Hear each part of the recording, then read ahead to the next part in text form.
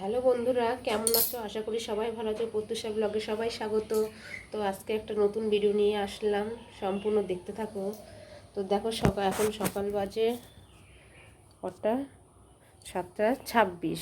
তো অনেক সকালে উঠেছি, 6টার সময় উঠেছি প্রায়। তো সকালে কি করেছি সেটাই দেখাচ্ছি। সকালে কিছু সেলাই বাকি ছিল, এগুলো করলাম। এগুলো করে এখন ভাঁজ করব। তো দেখো এগুলো জামাগুলো আমি ভাঁজ করে নিয়েছি, খুব তাড়াতাড়ি করেই ভাঁজ করে নিয়েছি। এগুলো আর এই কুর্তিগুলো আমি তৈরি করি রেডিমেড। তোমরা সবাই জানার দরকার যে আমি কি সেলাই করি মেশিনে। এগুলো হচ্ছে রেডিমেড কুর্তি, শুধু এই ডিজাইন না, বিভিন্ন রকম ডিজাইনে করি।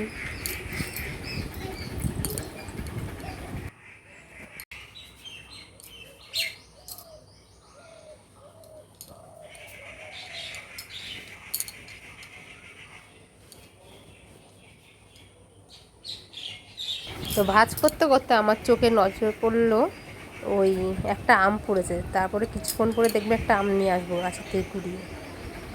সব জানো গাছের সব আমগুলো এরকম ঝরে ঝরে পড়ে যাচ্ছে। দেখো ওই যে কতগুলো আম সাইডে বড় বড় আম হয়েছে, কিন্তু মায়া লাগে যে এই এখন আমগুলো পড়ে আছে। নীল পরবর্তীকালে আর হবে কিনা অবশ্যই জানিও। আমিও নীল পুজো পরবর্তীকালে গাছে থাকবেই বা কিনা। এরকম কদিনও পরশুদিনও একটা লিচুর ডাল ভেঙে পড়লো। ওই দেখো আমাদের লিচুর ঝাঁকে হয়ে রয়েছে, দেখাচ্ছি দাঁড়াও। লিচুর ডালটা পড়ে গেল। দেখো আম কত বড় হয়েছে। এই আমগুলো যেন কত বড় বড় হয়, প্রায় এক একটা 400-500 করে এক একটা ওজন হয়। এই দেখো ঘরে চলে আসলাম, সেলাইয়ের কাজ করি তো, তাই কত ধুলো বা কাপড়ের টুকরো। আর এখানে আমার মেয়ে ঘুমাচ্ছে। তা করতে করতে আবার এদিকে কালকের ভেজা জামা কাপড় ছিল কিছু, তো সেগুলোই আমি এখন ছড়াতে আসলাম। দেখো ছড়াতে যাতে এতগুলো জামা কাপড় হাতে তো নিয়ে পাচ্ছিলাম না, তারপরে রেখে তারপরে করলাম। ওই দিক দিয়ে নিয়ে নিয়েছি আটা, তো রুটি বানাবো। আর এইখানে হচ্ছে মেয়ের ডালিয়া। তো দেখো আটাটা মেখে নিই, তো মেখে নিয়ে পুরো কাজটা সেরে তারপরে আসছি। তো রুটি করতে করতে আমি একটু আফসোসেই ভুগছিলাম। আজকে নীল পুজো, তা আমি ভুলে গেছিলাম যে নীল পুজোর কথা আমার মনে আছে, কিন্তু আমি জলটা ভুলে খেয়ে ফেলেছি।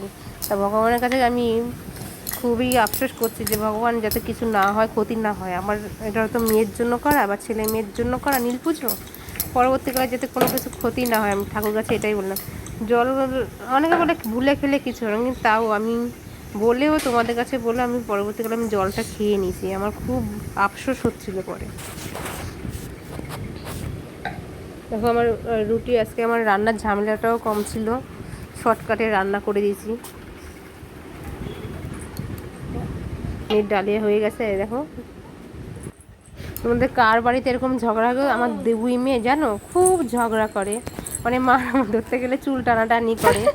আর যেই দেখবে আমার ক্যামেরা নিয়ে টানাটানি করবে ফোন নিয়ে। ওই দেখো, আর এদিকে আমি রান্না করলাম মটর ডাল দিয়ে লাউ, আর এদিক দিয়ে পটল আলুর ঝোল। সিম্পল রান্না, পটল আলুর ঝোল করেছি, আর হচ্ছে আমের টক, নিরামিষ রান্না।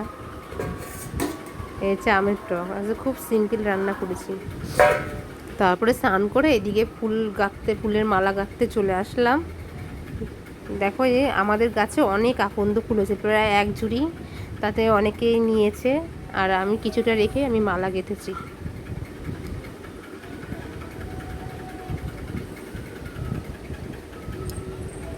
তো মালা গাঁথতে জানো একটু টাইম লাগে। দেখো কত সুন্দর মালা হয়েছে। আর এই দিকে আমরা বেরিয়ে পড়লাম এখন পুজো দিতে। তাকাও আমাদের, তাকাও।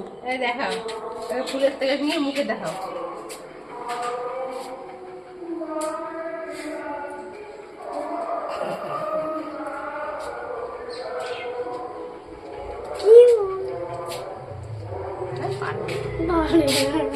আচ্ছা ঠিক আছে, দেখো